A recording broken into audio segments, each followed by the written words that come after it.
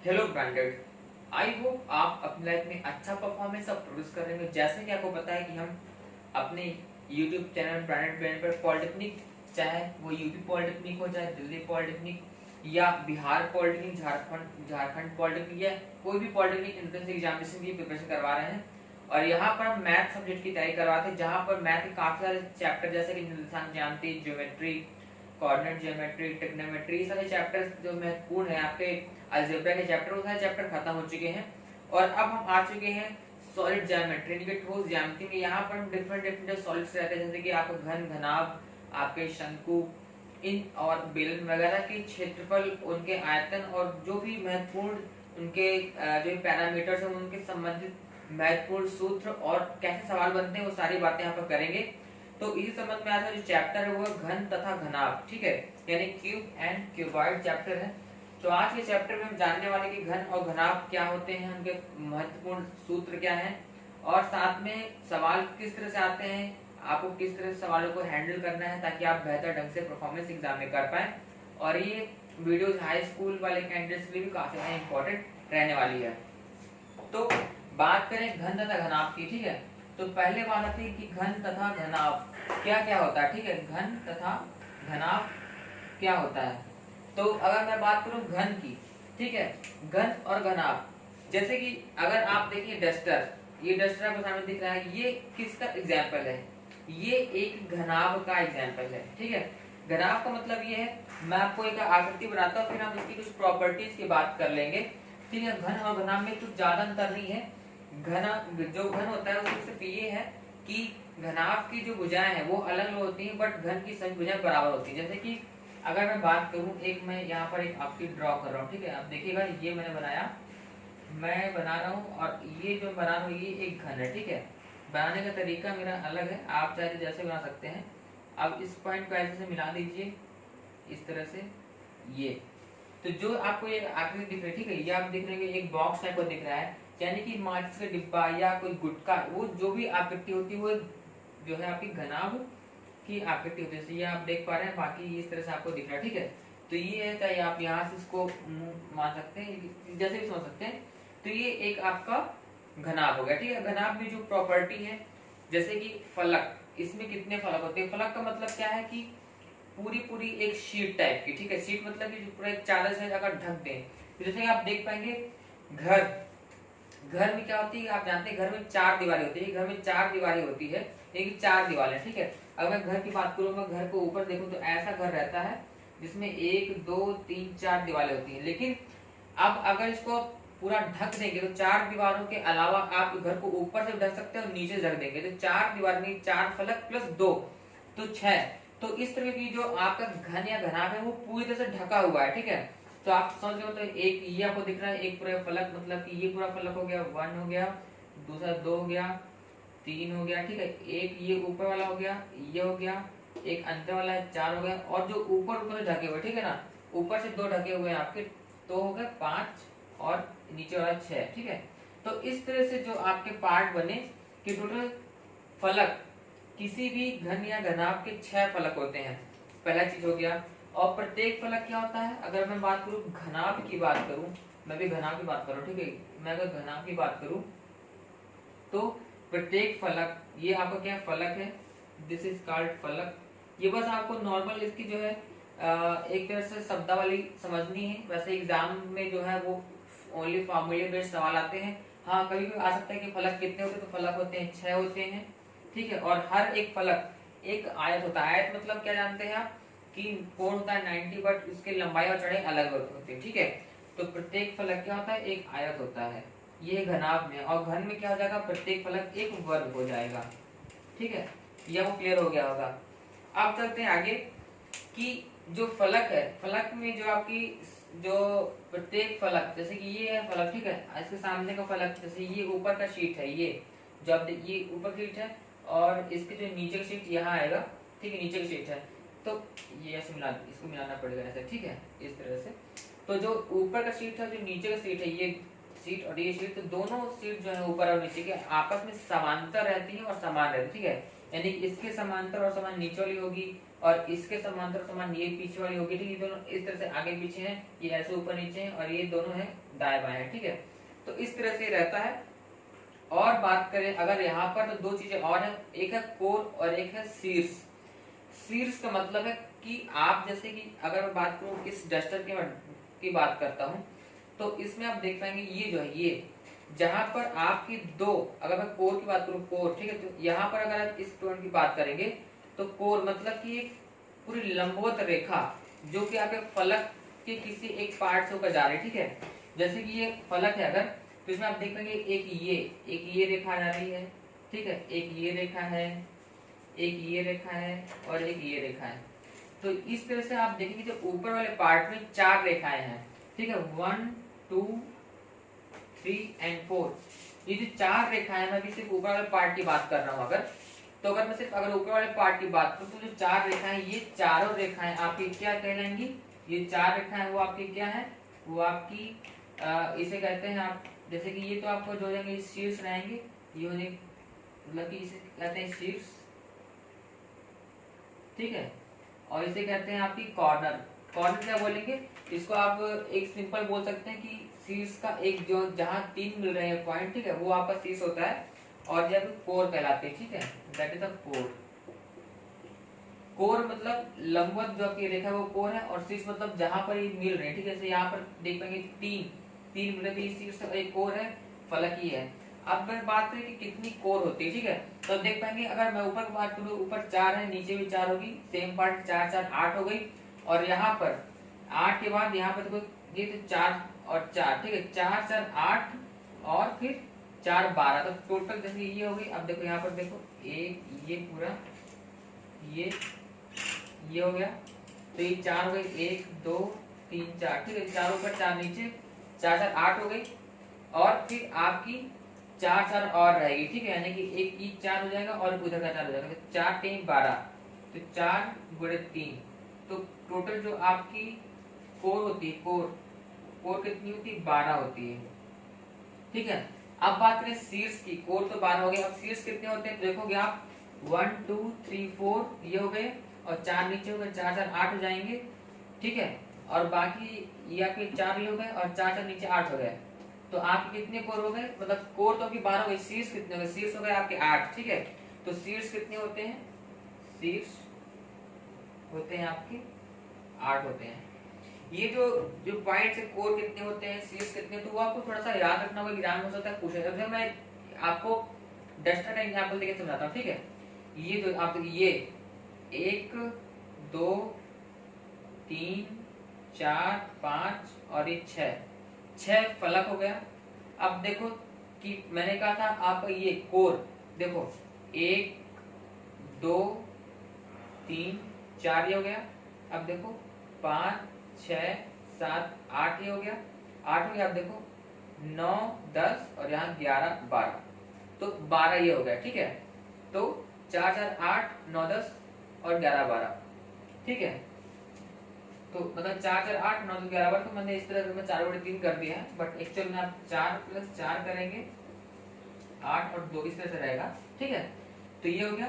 और सीरीज की बात करें 8, तो देखो 1 ऐसे ये देखो 1 2 3 4 ये हो गया, 5 6 7 8, तो 8 हो गया। तो ये जो कुछ आपके पॉइंट्स थे जो आपको याद रखने चाहिए, और इसमें 4 विकर्ण रहते हैं, अगर आप इसको मिलाएंगे तो आपके यहाँ से यहाँ से, मतलब कि सिंपल है। जैसे ये मान लो एक आकृति है, इसमें कितने 2 विकर्ण है, और ऐसी एक आकृति और है तो उसमें 2 विकर्ण और होंगे, तो इसमें आप समझ सकते हैं 4 विकर्ण होंगे। एक बार अगर 3D बनाएंगे आप इसको ऐसे, ये ऐसे करके, तो आपको थोड़ा और क्लियर हो जाएगा ये, ठीक है। कुछ इस तरह से बनेगा 3D में, तो मुझे थोड़ा सा ढंग से बन नहीं पा रहा है, बट आप समझ सकते हैं इस तरह से बनेगा आकृति, तो उसमें टोटल जो है आपके 4 विकर्ण बन जाएगा, ठीक है। तो ये आपके कुछ पॉइंट्स हो गए। अब हम बात करते हैं आपके, ये तो घनाभ हो गया। घन कुछ है नहीं, घनाभ की अगर सभी भुजाएं मैं बराबर कर दूं, यानी कि अगर मैं इसको एक वर्गाकार बनाऊं ऐसा, ठीक है,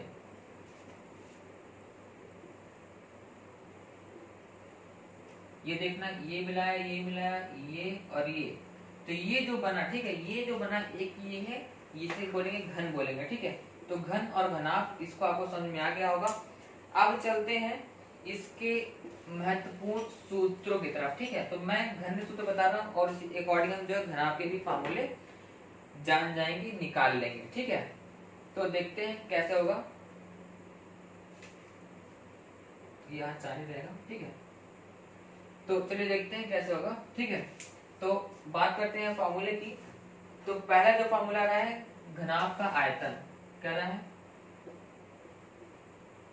घनाभ का आयतन। घनाभ का आयतन क्या होता है? लंबाई गुणे चौड़ाई गुणे ऊंचाई। क्या होता है? लंबाई गुणे चौड़ाई गुणे ऊंचाई। अब देखो इसको आप कैसे, अब मैं अगर मैं इस पॉइंट को लूं, ठीक है, अगर मैं घनाभ इस पॉइंट को लूंगा तो देखो इसमें सब चीज मिल जाएगा। मैं ऐसे बना हुआ एक पॉइंट और ये ऐसे गया और एक इस तरह गया। ठीक है, तो जरा देखो अगर मैं इसको ये देखूंगा तो ये जो है ये तो ऊंचाई हो गई। ठीक है, ये आपकी ऊंचाई है। और जो ये पार्ट है, ये पार्ट जो है एक्चुअल में ये पार्ट क्या है? ये पार्ट तो लंबाई हो गई, ये हो गई ऊंचाई, ये हो गई लंबाई और ये हो गई चौड़ाई। ठीक है, तो इस तरह से ये 3D आकृति बनती है, ऊंचाई मतलब कि लंबाई, चौड़ाई और ऊंचाई की। ठीक, तो ये बात आपको क्लियर हो गई होगी। अब आगे बात करते हैं, अगर हम यही बात करें आपके घन के आयतन की। ठीक है, अगर मैं घन के आयतन की बात करूं, घन का आयतन, क्योंकि घन में सभी भुजाएं, तीनों भुजाएं घन में समान होगी, लेकिन लंबाई बराबर चौड़ाई बराबर ऊंचाई। अगर मान लो कि लंबाई a है, मान लेते हैं, तो a गुणे a यानी कि हो जाएगा इसका a क्यूब। तो पहला फार्मूला आपका घन और घनाभ का क्लियर हो गया। सेकंड फार्मूला इसका है पृष्ठ। पृष्ठ, ठीक है, बराबर 2 गुणे, मतलब 2 क्वेश्चन में रहेगा। अब देखो मान लो कि मैं इसको, ये मैंने लंबाई मानी थी a मानी है, इसको मतलब b मानूं, इसको c मानना होगा। ठीक है, लंबाई चौड़ाई हो जाएगा, अगर मैं a b c मान लूं तो ये होता है ab plus bc plus ca, ये होता है। ठीक है, अब अगर मैं इसी को निकालूं, ये है घनाभ का। ठीक है, ये है घनाभ का। मैं अगर घन की बात करूं, ठीक है, घन की अगर पृष्ठ की बात करूं तो बराबर जाएगा 2। अब देखो a इंटू, यहाँ तो a भी बराबर मतलब b भी a के बराबर होगा और यहाँ पर bc तो भी a इंटू a होगा, तो सब यहाँ पर a गुणे a गुणे a गुणे a। ठीक है, तो यहाँ पर क्या होगा? a क्यूब 3 बार जोड़ा। ठीक है, तो इंटू 3 a क्यूब, मतलब क्या होता है? 6a cube. ये होता है घन का पृष्ठ।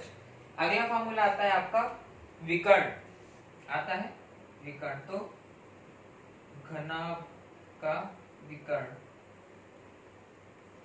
इसका फॉर्मूला होता है अंडर रूट के अंदर होता है, अंडर रूट कर देंगे। फिर यहाँ पर जो आपकी जो भी आपकी भुजाएं थी, ठीक है, यानी कि जो ये पार्ट है, ठीक है, जो आप ये पार्ट देख रहे हैं, इस पार्ट में से आपको क्या करना है? लंबाई का स्क्वायर प्लस चौड़ाई का स्क्वायर प्लस ऊंचाई का स्क्वायर। क्या करना है? लंबाई का स्क्वायर, ठीक है, लंबाई चौड़ाई और ऊंचाई सभी का स्क्वायर करके अंडर रूट कर देना है। ये आपका होता है घनाभ का विकर्ण।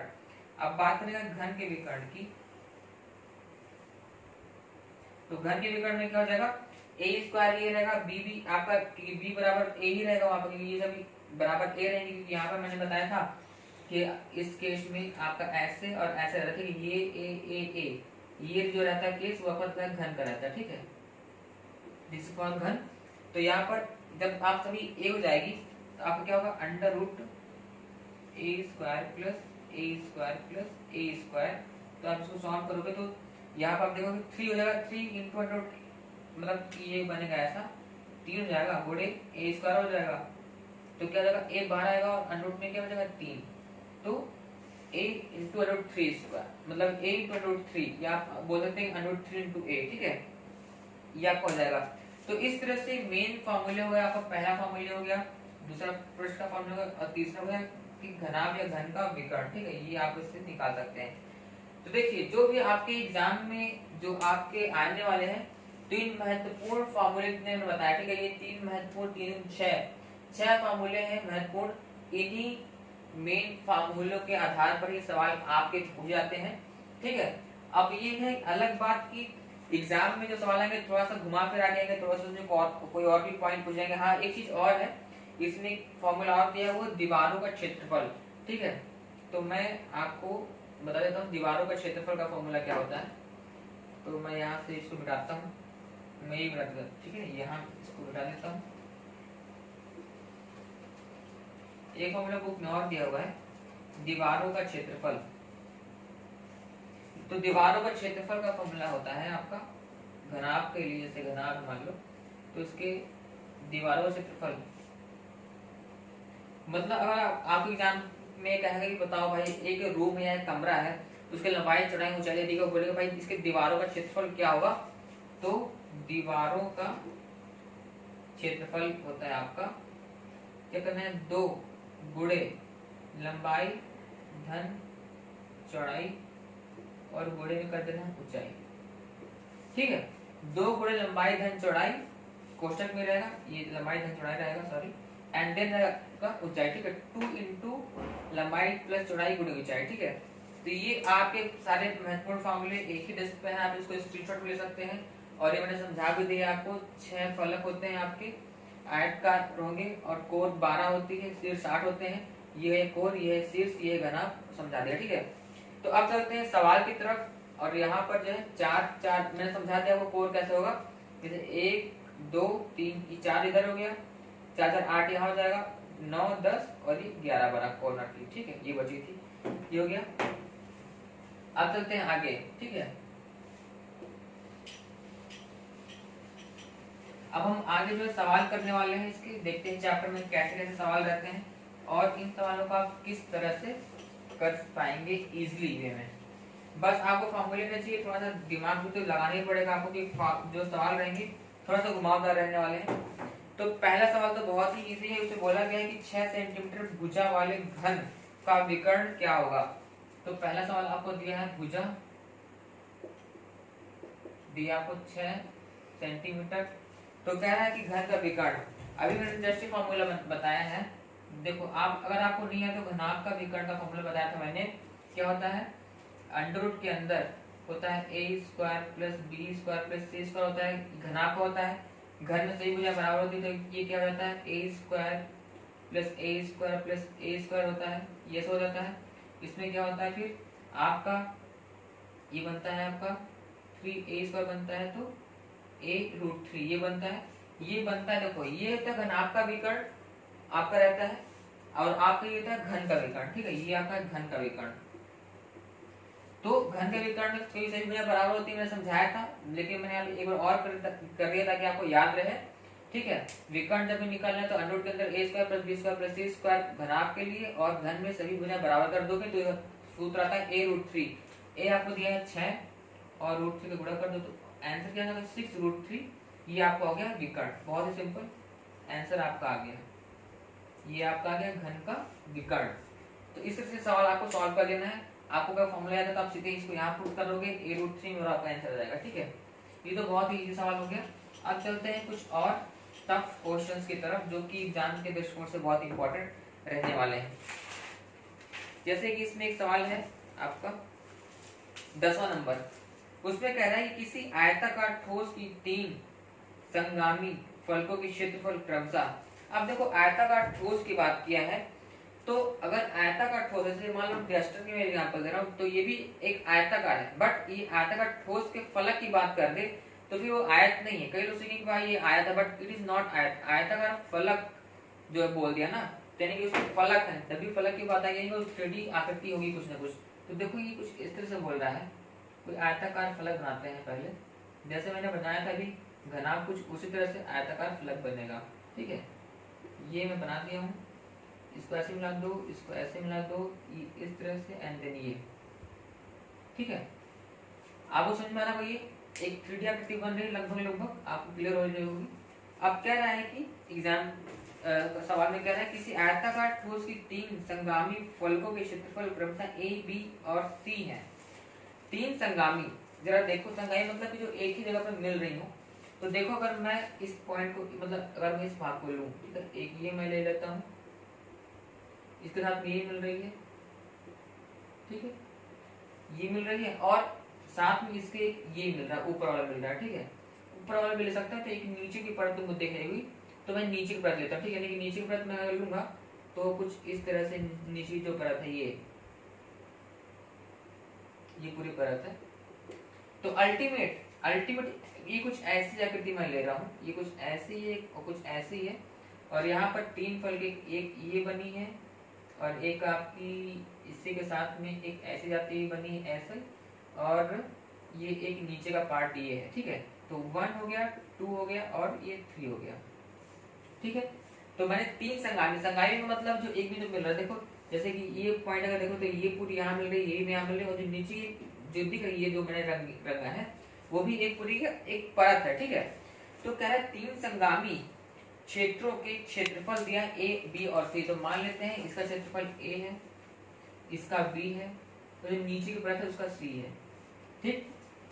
तब कह रहा है यदि ठोस का आयतन मतलब इस पूरे ठोस का आयतन बोल रहा है, आयतन कह रहा है बी है, तो बताना है हमको कि उसमें से कई सारे तथ्य दिए हैं, आपको क्वेश्चन दिख गया होगा, तो कौन सा तथ्य सही होगा। अब जरा देखो किसी भी घन या जैसे घनाभ की बात यहाँ पर कर रहा है, तो घनाभ का आयतन जो भी होता है उसका फॉर्मूला मैंने बताया था क्या होता है, लंबाई गुणे चौड़ाई गुणे ऊंचाई होता है, ठीक। ये तो फॉर्मूला आपको याद है, लेकिन अब इस फॉर्मूले को एबीसी के फॉर्मेट में कैसे लाएंगे वो जरा सोचो। तो अगर मैं इस पार्ट की बात करूं तो इस पार्ट में जैसे मैंने कहा लंबाई चौड़ाई ऊंचाई, आपको यहाँ पर तीनों चीज मिल रही है, जरा देखो जो ये पार्ट है ये दिस द पार्ट, ये आपकी ऊंचाई है, मान लो मैंने ऊंचाई मान लेते हैं, मैं ऊंचाई को मानता हूँ x मान लेता हूँ, ठीक है, ठीक। ये ऊंचाई हो गई। अब वो चाहिए क्या, लंबाई और चौड़ाई। तो जरा देखो अगर मैं ये देखो ये लंबा है, मतलब अगर ये इसमें पार्ट को देखूं मैं, अगर मैं चाहे मैं इसको इस तरह देख रहा हूँ, ठीक है, जिसका अगर मैं मुंह समझ रहा हूँ, मुंह समझूंगा, तो जरा देखोगे आप कि जो ये चौड़ाई होगी, ठीक है, ये चौड़ाई होगी और ये होगी इसकी लंबाई, ठीक है। या अगर आप वहां से देखोगे तो ये इसकी चौड़ाई होगी और ये लंबाई होगी।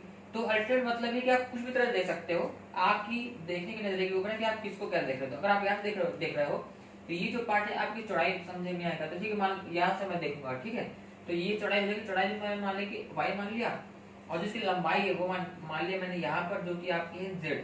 तो यहाँ पर जो 3 चीजें मुझे दिख रही हैं जो इन तीनों फलकों में है, वो है आपकी लंबाई चौड़ाई और ऊंचाई, ठीक है। ये तो सी इसका पार्ट था, कैपिटल सी, ठीक है। तो लंबाई चौड़ाई ऊंचाई दिख रही है। अब जरा देखो एक चीज, अगर मैं ए निकालना चाहूँ जो कि क्षेत्रफल है इस पार्ट का, ए क्षेत्रफल दिया होता है पहले से, ए इस पार्ट का क्षेत्रफल है। तो देखो इस पार्ट के लिए आपको 2 चीज चाहिए, लंबाई और चौड़ाई के लिए। तो एक मैंने भी समझाया था कि किसी भी घनाभ का हर एक फलक अपने में एक आयत होता है, ठीक है। तो ए पार्ट आयत है, आयत का क्षेत्रफल बराबर होता है लंबाई गुणे चौड़ाई। तो जरा देखो इसमें 2 चीजें आपको दिख रही है, एक ये दिख रही है और एक ये दिख रही है। ये है इसकी लंबाई गुणे चौड़ाई होती है, तो चौड़ाई इसमें आप x आ रही है, ये एक्चुअली में ऐसे है, ठीक है। तो ये है आपका x है और ये आपका z है। तो a का मतलब है z इंटू x, ये आपका a का मतलब आ गया। मैं b का मतलब निकालता हूँ, क्षेत्रफल है, ठीक है, क्योंकि आपको पहले दिया कि a b और c तीनों क्षेत्रफल है।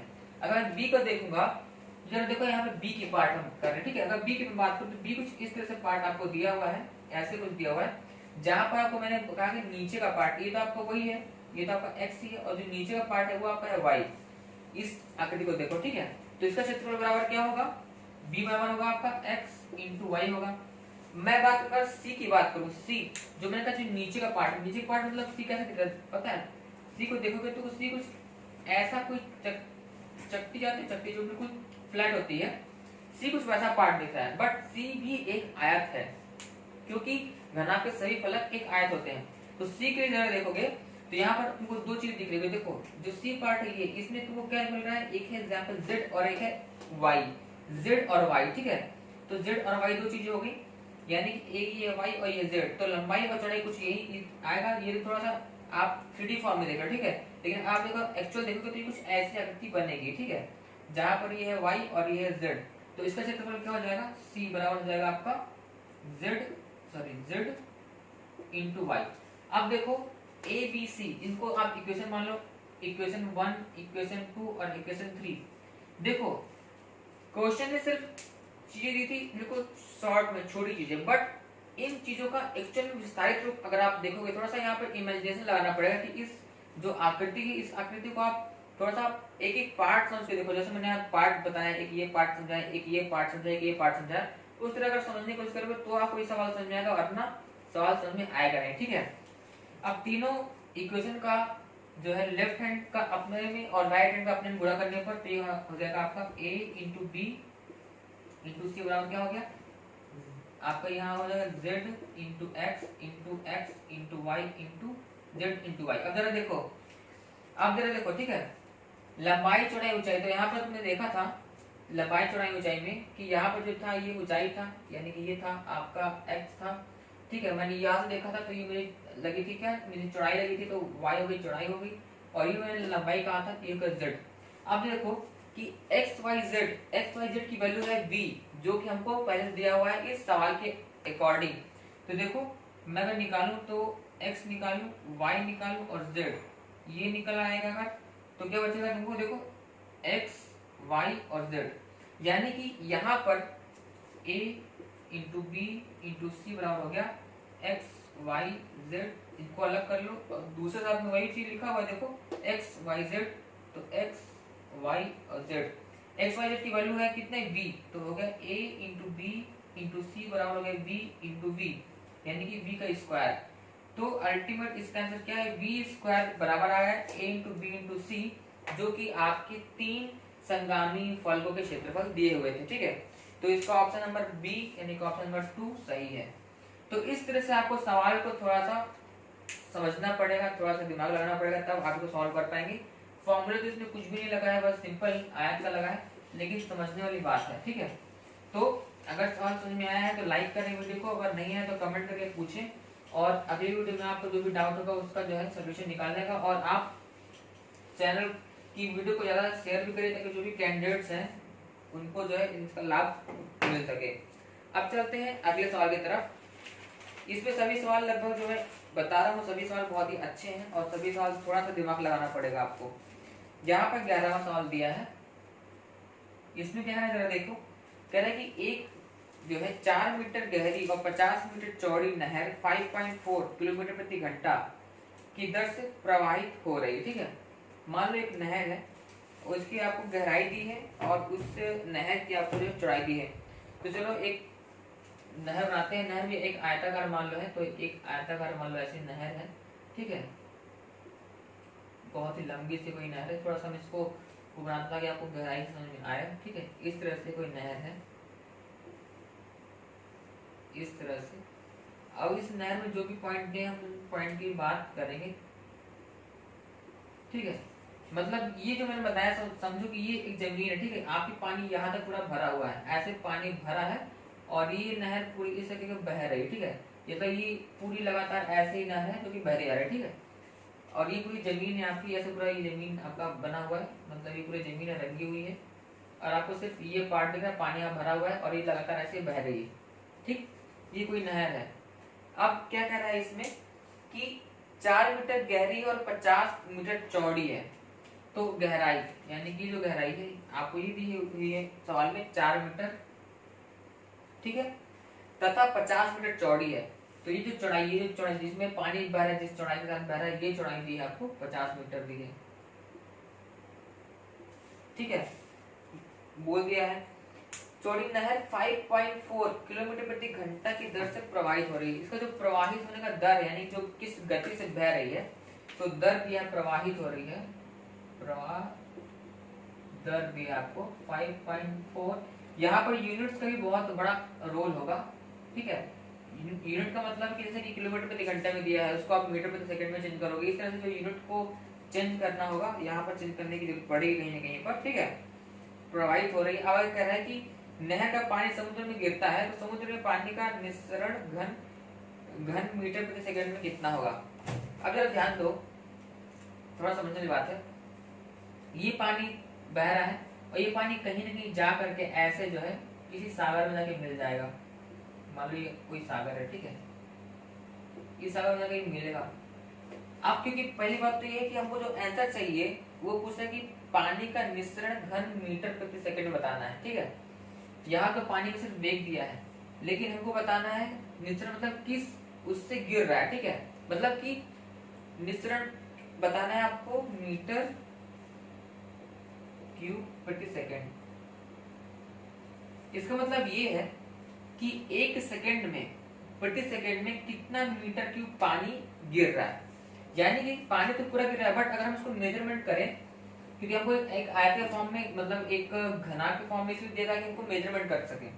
तो हमको बताना है कि अगर इतनी स्पीड से इतना पानी जा रहा है तो कितने मीटर क्यूब पर सेकेंड, यानी एक सेकेंड में कितना मीटर क्यूब उस सागर में पानी गिरने वाला है, ये बताना है। एक्चुअल में ये हमको जानना है, ठीक है।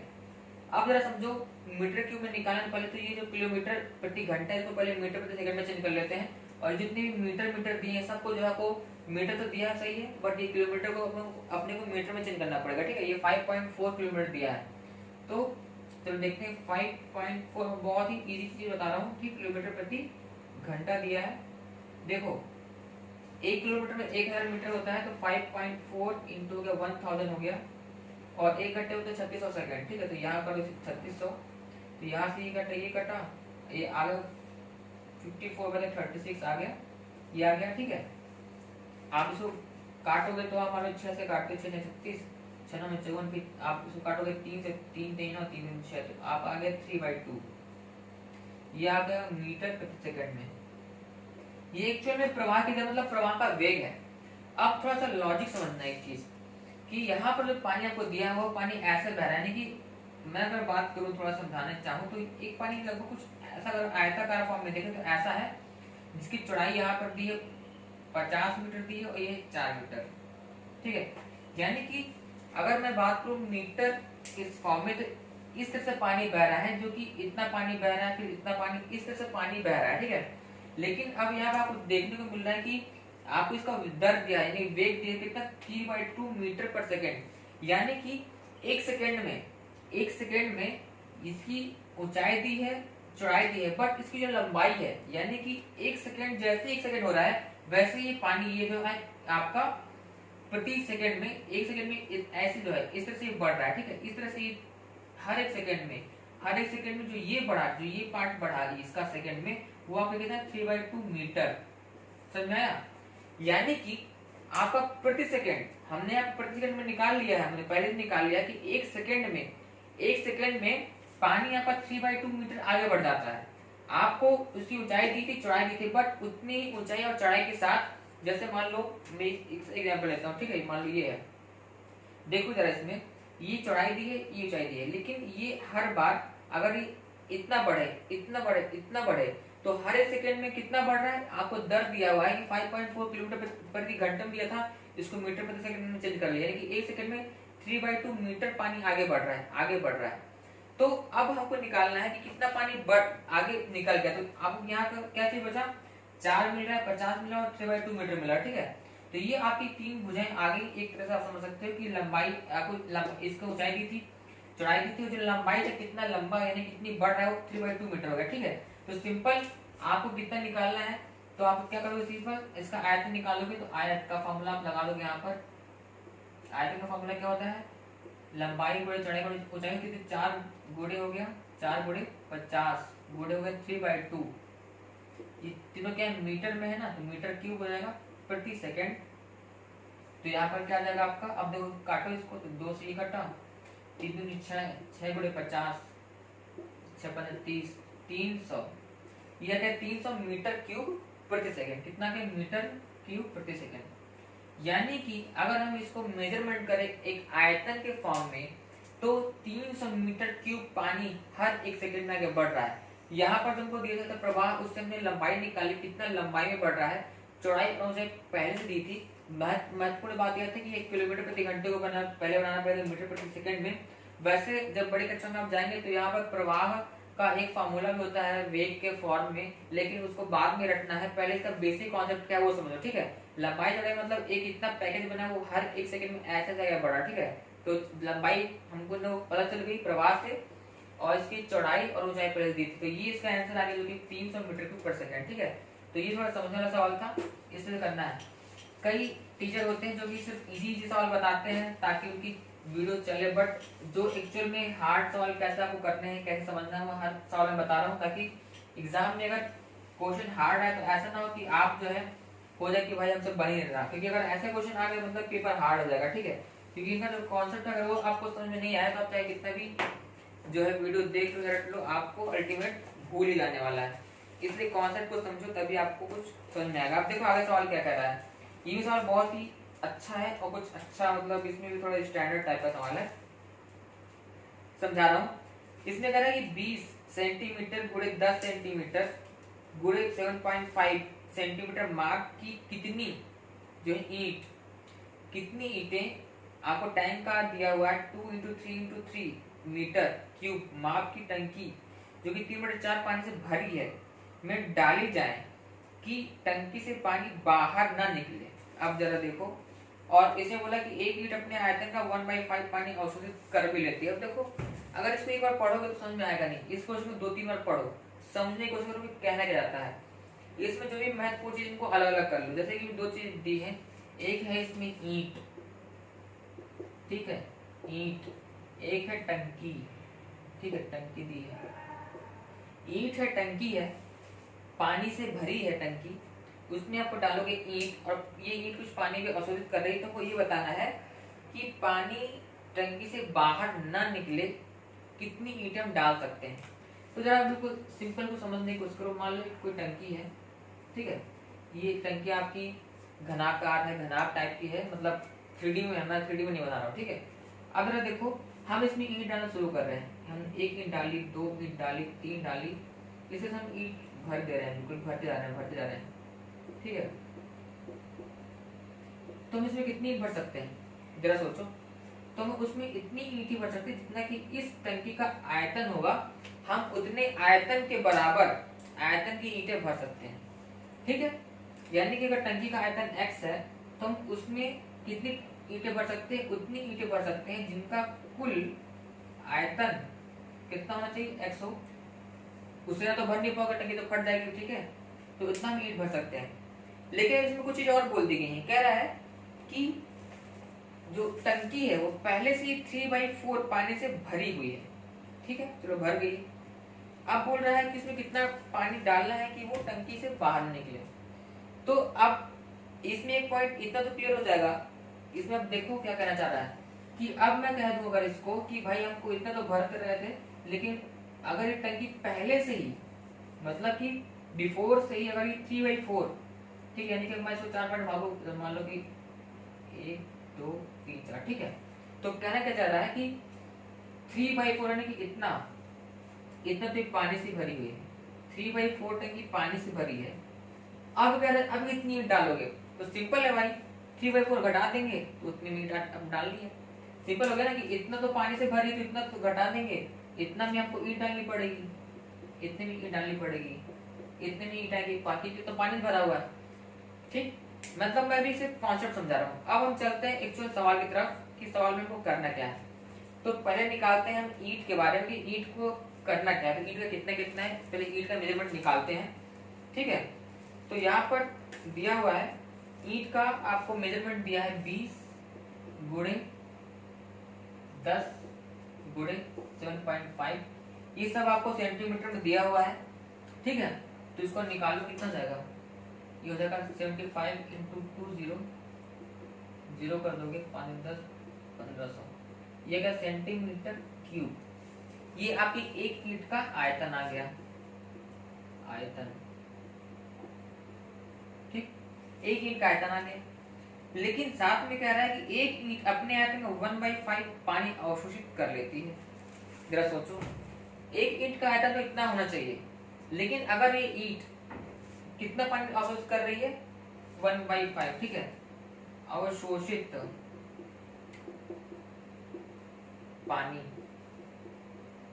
कितना है, एक ईंट के आयतन का 1/5, तो 1500 का 1/5 कर दिया, तो 5 है 15, 300 सेंटीमीटर क्यूब पानी तो भर ले रही है।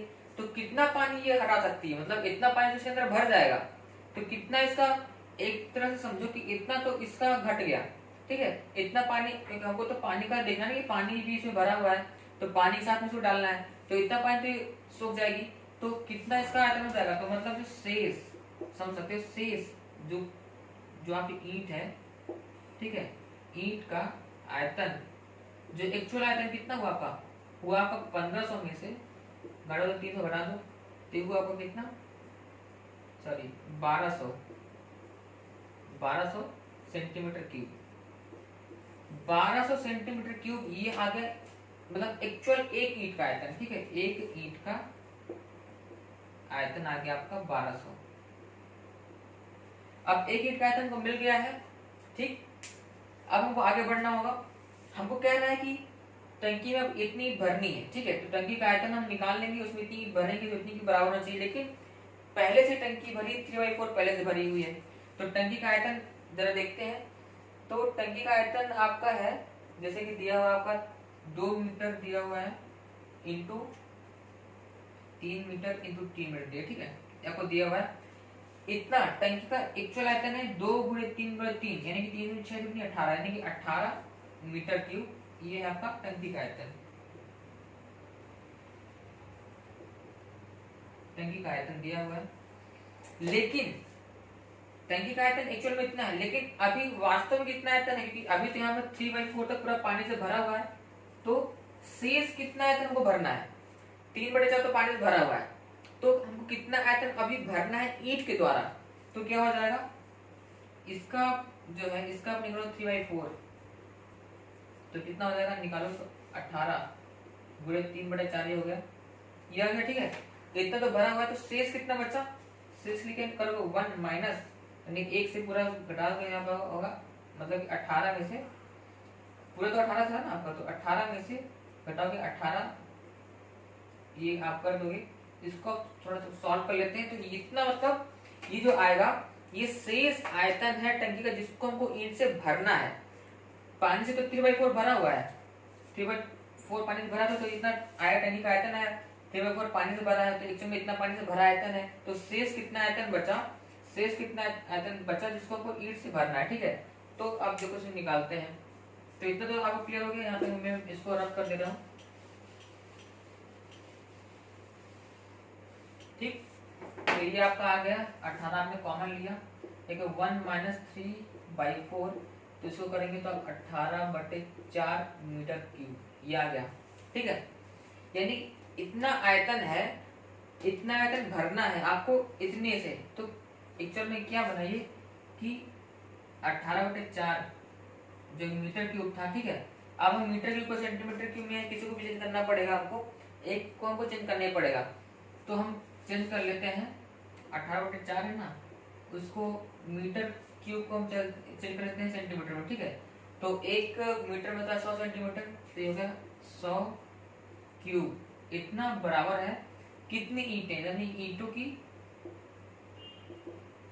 संख्या गुणे एक ईंट का कितना है 1200 सेंटीमीटर क्यूब, ठीक है। यानी कि इतना भरने के लिए कितनी ईंटें चाहिए, और एक ईंट का आपको दिया हुआ आयतन 1200, यानी 1200 की कितनी ईंटें रहेंगी जो कि इतने को भर देंगे, 1200 की कितनी ईंटें रहेंगी जो कि इतने को भर देंगे। बस इसको आप सॉल्व कर लो, सॉल्व करने के लिए क्या करना पड़ेगा, तो 1800 गुणे 18 गुणे जाएगा 10⁻6 हो जाएगा, बटे 4 हो जाएगा, गुणे 1200 गुणे कर इधर भाग कर दो तो हो जाएगा 12 × 10⁻2 हो जाएगा। इसको आप जब सॉल्व करोगे तो इसको आप खुद सॉल्व करना, इसका आंसर मैं बता रहा हूँ क्या आएगा। इसका आंसर आपका आ रहा है ऑप्शन नंबर 2 जो कि है 3750, ये आपका 37.5 या 3.75 करके कुछ ऐसा आएगा। तो मतलब इतनी जो है टोटल ईंटों की संख्या है, इतनी ईंटें आपको डालनी पड़ेगी, तब जाके जो बचा क्षेत्रफल आप भर पाएंगे। तो क्वेश्चन देखने में तो बहुत ही थोड़ा हार्ड लग रहा है, 2-3 चीजें दी हैं, अलग अलग चीजें दी हैं, लेकिन बस आपको मेन चीज याद रखनी है, टंकी है, पत्थर भरने हैं, पत्थर 1/5 अवशोषित कर रहा है, तो कितना बच रहा है पत्थर के केस में, तो इतना बच रहा है, ठीक। टंकी तो पूरी थी भाई आपकी 18 थी, अब आप देखा निकाला तो आपका 18 मीटर क्यूब आया था, लेकिन 3/4 पहले से भरा है, तो 3/4 इतना आयतन पहले से भरा, तो शेष बचा आयतन आपने निकाली 18 माइनस करके, तो ये बचा शेष आयतन जो 18/4 हो गया। इस आयतन को इतनी ईंटें के आयतन से कितनी ईंटें होंगी, तो आपने जस्ट भाग दे दिया, आपके लिए आ गई, तो यहाँ पर आपका सिंपल है, ठीक। तो इस हिसाब से इसको सॉल्व करेंगे, 12 नंबर क्वेश्चन था, और बहुत ही अच्छा मजेदार सवाल है। अगर ऐसा सवाल एग्जाम में आएगा तो रियली में बहुत सारे कैंडिडेट हैं जो कि सॉल्व कर नहीं पाएंगे, ठीक है। तो आपको सवाल ये आए, इसलिए वीडियो को 2-3 बार घुमा फिरा के एक दो आगे पीछे करके देखिए, और खुद से प्रैक्टिस करिए, थोड़ा सा दिमाग खुद का लगाइए, और आई एम श्योर कि आपको वीडियो तो साथ में आपको सवाल भी क्लियर हो जाएगा, क्योंकि मैं बहुत ही इजी वे में सवाल समझा रहा हूँ। ठीक है, अब देखते हैं आज का एक और सवाल। ये भी सवाल बहुत ही अच्छा, बहुत ही मजेदार है, थोड़ा सा ये भी हार्ड सवाल है, लेकिन मैं तब भी समझा रहा हूँ। ठीक है, इसमें क्या बोल रहा है कि 5 सेंटीमीटर भुजा का एक घन एक आयताकार टैंक जिसका माप दिया हुआ है। तो चलो देखते हैं। टैंक का माप दिया 25x18। ठीक है, ये टैंक है कोई, ये है टैंक, मैं तो 2D से समझा रहा हूँ। ठीक है, ये है 25, ये है 25 दिया है, और आपकी चौड़ाई मतलब ये कुछ इस तरह से रहेगा, ये कुछ ऐसा टैंक रहेगा। ठीक है, इस तरह से कुछ रहेगा, मान लो इस तरह से कुछ डॉट डॉट कर दे रहा हूँ।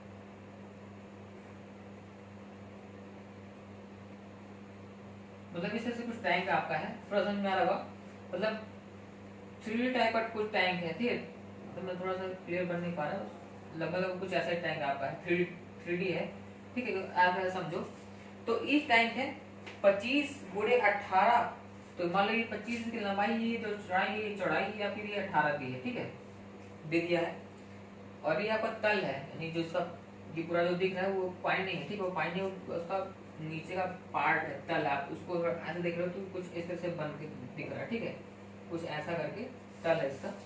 अब आगे बात करते हैं कि इस में मतलब कि 25x18 सेंटीमीटर वाला जो एक आयताकार टैंक है, ठीक है, उस टैंक में जो है आपका 5 सेंटीमीटर भुजा का एक घन रखा जाएगा। ठीक है, रख देंगे, लेकिन बात ये है कि इस टैंक में 3 सेंटीमीटर ऊंचाई तक पानी पहले से भरा हुआ है। ठीक है, तो टैंक में कितना पानी और डालें कि घन पानी से ठीक ढक जाए, अगर देखने वाली बात है। यह वो दिया 25 या 18, इसमें 3 सेंटीमीटर यानी कि आधार से 3, आपको सब चीज यहाँ मेजरमेंट सेंटीमीटर में ही दिया हुआ है। सेंटीमीटर तक पानी पहले से भरा हुआ है, यानी कि यहाँ तक पूरा पानी से लबालब भरा हुआ है। ठीक है, ये पानी से पूरा भरा हुआ है। अब कह रहे हैं कि भाई ये पहले से इतना कंडीशन दी हुई है। ठीक है, बहुत ही अच्छा बात, सब कुछ दिया हुआ है। अब कह रहा है कि इसे 5 सेंटीमीटर का घन डालना है। चलो भाई 5 सेंटीमीटर डाल देते हैं, घन कह रहा है। तो जरा देखो, अब यहाँ पर थोड़ा दिमाग लगाने की बात है। यहाँ पर क्या है, लंबाई चौड़ाई ऊंचाई, यानी एक पूरा घनाभ का एक सीक्वेंस बन रहा है, इसमें घन डालना है। घन की हर एक भुजा बराबर होगी, यानी घन की जो ऊंचाई होगी वो भी 5 ही होगी, क्योंकि 5 सेंटीमीटर भुजा का घन है।